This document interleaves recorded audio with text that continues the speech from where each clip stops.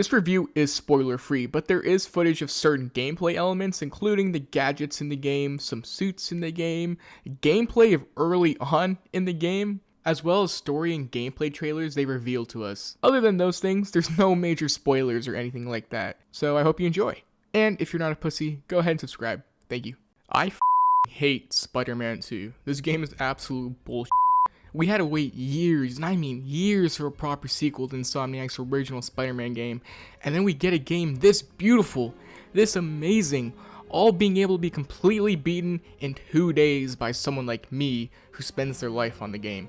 Why couldn't the game have enough gameplay in it to last years, Insomniac? What the f*** are you doing? Because this game is just spectacular.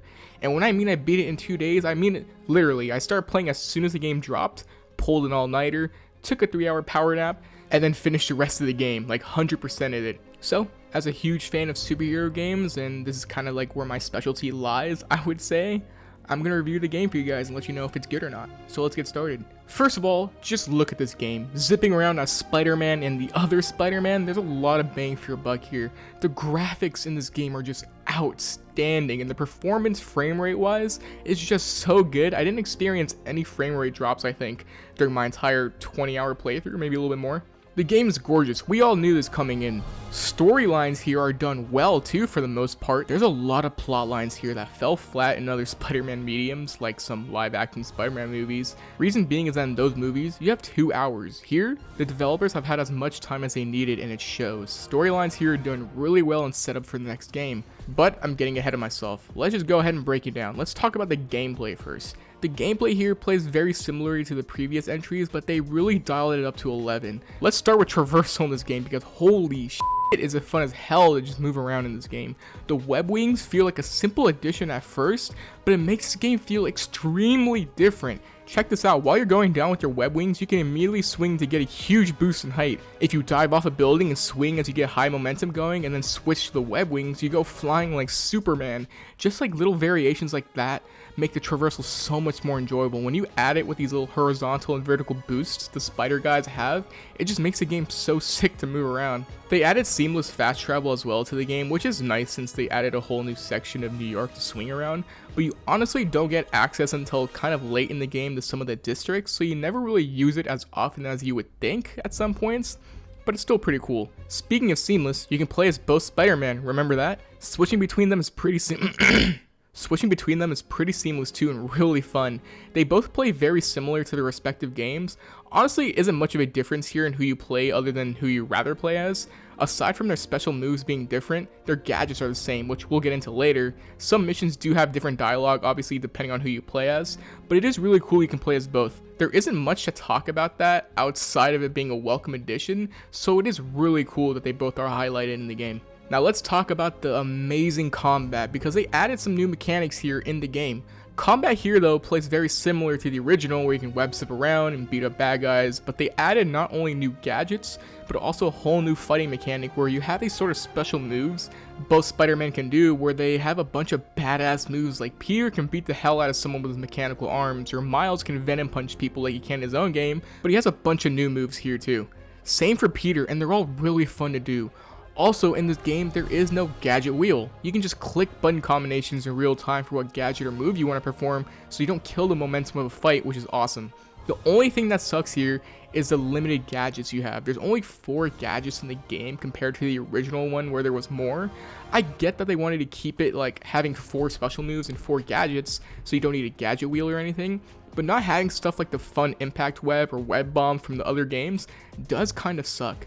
There's also a whole new parry mechanic now, where if you press L1 right before someone attacks you, it opens the opponent up for you to beat them up. A welcome addition that's really nice for boss fights. Now, stealth in this game, in my opinion, is way better than Spider-Man 1 and Miles Morales. So in the other games, if I remember correctly, some of the stealth sections didn't matter, because even if you stealthily cleared out an initial room of guys, the next wave of bad guys just come in and they all notice you, making it pointless. In this game though, stealth is rewarded. If you take out a group of bad guys, there's no next wave, but if you get caught, there is, depending on the mission. I thought that was a really smart thing to do, and actually gave me incentive to not get caught. They also added new stealth stuff, like creating web lines for you to crawl on, which you would think is whatever at first, but trust me, it's kind of overpowered. it actually is pretty overpowered. You can just spam it and it makes it really easy to get these guys. It's still really fun though, and a welcome addition. I actually like it a lot.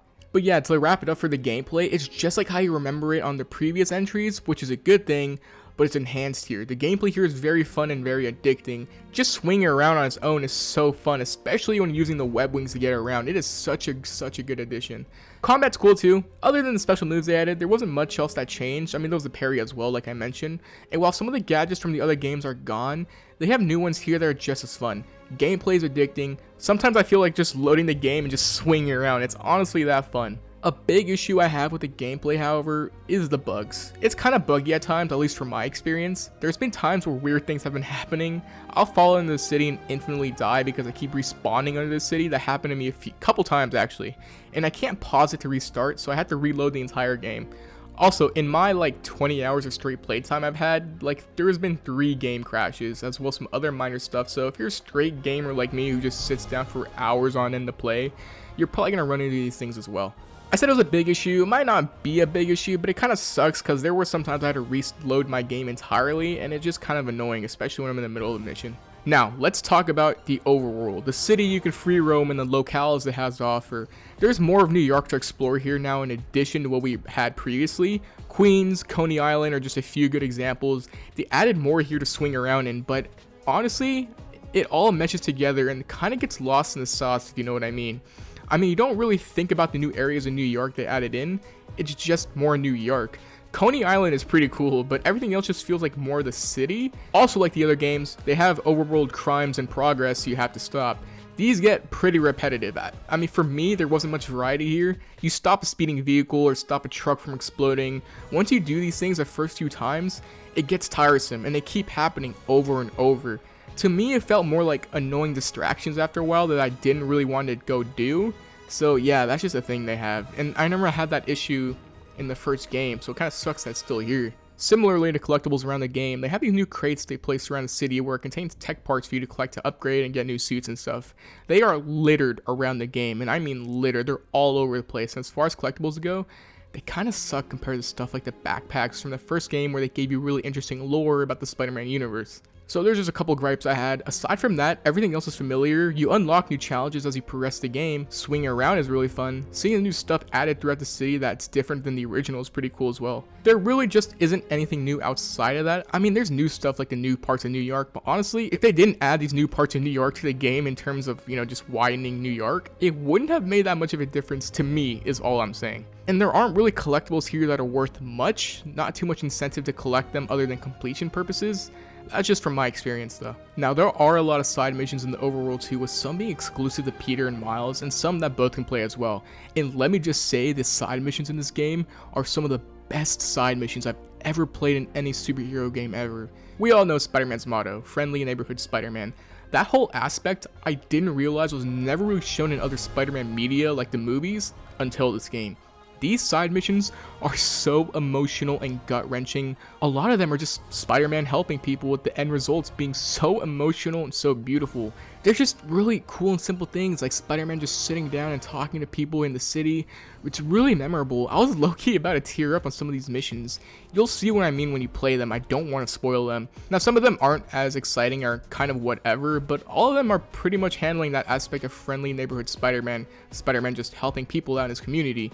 I think delegating those things as side missions are just simply brilliant, and some of them are the most memorable I've seen in a while. Overall, they did a good job here with the side missions. I will say that Peter's side missions in this game that are more exclusive to him are a lot more interesting than Miles' exclusive side missions. They just have a lot more of an action-packed feel with more familiar and exciting focuses, so I feel Miles unfortunately got the short end of the stick on that side. All the other overworld challenges too, outside of the side missions, are pretty fun. Whether it's taking down bad guy bases to little unique puzzles, they all add something different and offer more gameplay variety. There isn't too much of one particular type of challenge too, which is cool. Okay, now let's talk about the main story here. How did the story of the game play out? Because this is kind of a big deal.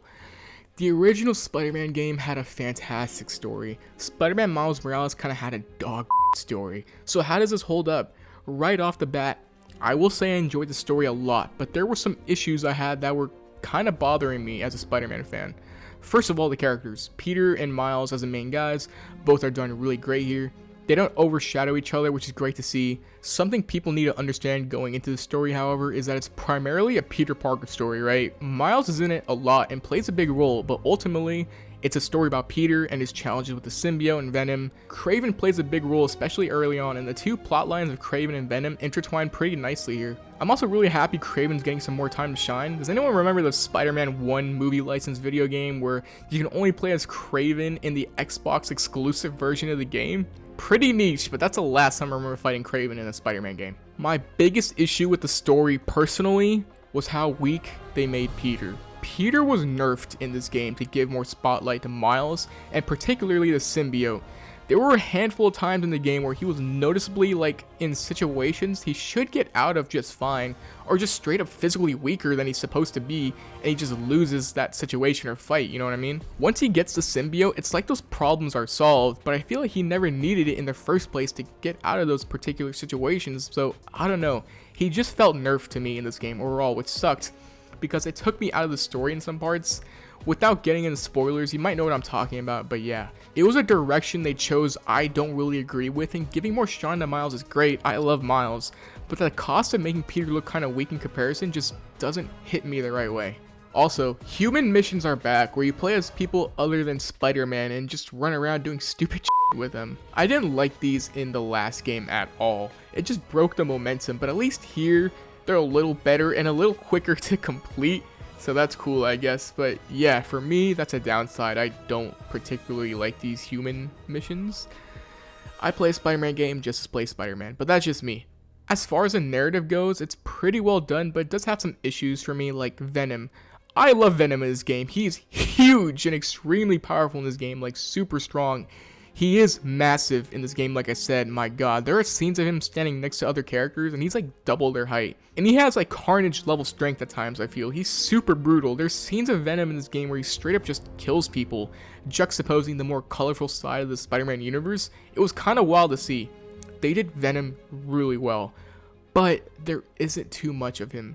They had to cram in a lot to the story between Kraven, Harry Osborn, Miles, the symbiote, and Venom, as well as having everything in between. Some characters just don't get as much screen time as I would have hoped, such as Venom. Venom is one of my favorite villains. There is a good amount of him in this game, don't get me wrong, just wish there was more. Miles' plotline here was actually done very well, and I enjoyed it a lot more than I expected. We saw from the trailers that he goes up against Mr. Negative, and I don't want to spoil anything, but that is expanded upon here, and it's done really well, with an interesting arc to that storyline. Boss fights in this game are way more difficult than the previous entries and a big step up. I played on the hardest difficulty, so for me, I actually died a few times until I understood their attack patterns. Boss fights are great in this game, and they did an excellent job here. On the topic of villains, a lot of villains in this game go through some major character developments. Some of them turn a good path, some have interesting endings you didn't expect. You'll see what I mean, but there's a lot of villains in this game, old and new, that get some pretty unique endings. Kraven in particular is very menacing in this game. I'm just thinking, how are they going to beat this guy at times? He seemed that strong. Overall, Kraven as a villain was done really well, and I enjoyed his presence in this game. Overall, while there was a lot to cram into the story, they did it pretty well, and I enjoyed the story for the game, but they did make Peter feel weak, which I did not like. I actually kind of hated that whole aspect. And his whole symbiote arc, I wish lasted longer in the game. I felt like the whole phase of the game where Peter had the symbiote and I made him go kind of evil just did not last as long as I would have hoped. It kind of felt quick for me, but that's just personal preference. Overall, the story was good. Ending of the game was great. I actually liked the ending a lot. I do think the original game's ending was better and the story was overall better. It just packed a way bigger emotional punch. The story here was great though. I think they did a good job. So overall, the game to me is, if I had to rate it out of 10, is an 8 out of 10. My main gripes were some of the game's bugs, the boring overworld as far as the crimes and progress being repetitive, as well as some of the collectibles not being as enjoyable, and Peter kind of being nerfed in the main story. But the game's gameplay, graphics, character arcs, and so on are done excellently here, and it's totally worth your money. I bought a PS5 specifically for this game, and despite my issues I have with it, I'm gonna go back and beat it again. I love the game. It's an excellent game, and it sets up a lot for the future of the universe, which I'm so stoked to see. Insomniacs, if you're watching this, Carnage is my favorite villain of all time. Just saying, symbiotes are introduced now. That means you can do Carnage. If you give us a Carnage DLC or a sequel or something, you know, like everyone else wants, make it M-rated. Could you imagine an M-rated Carnage DLC? Like, that would be the coolest thing ever. I am just, please, Insomniac, please, you have a gold mine here. Anyway, that's all I have for you. Go buy the game. It's fun. There's a lot to play here. I cannot wait for the DLC. Whatever they have in store, have yourselves a good day, and I'll see you on the next video. Stay safe, and peace.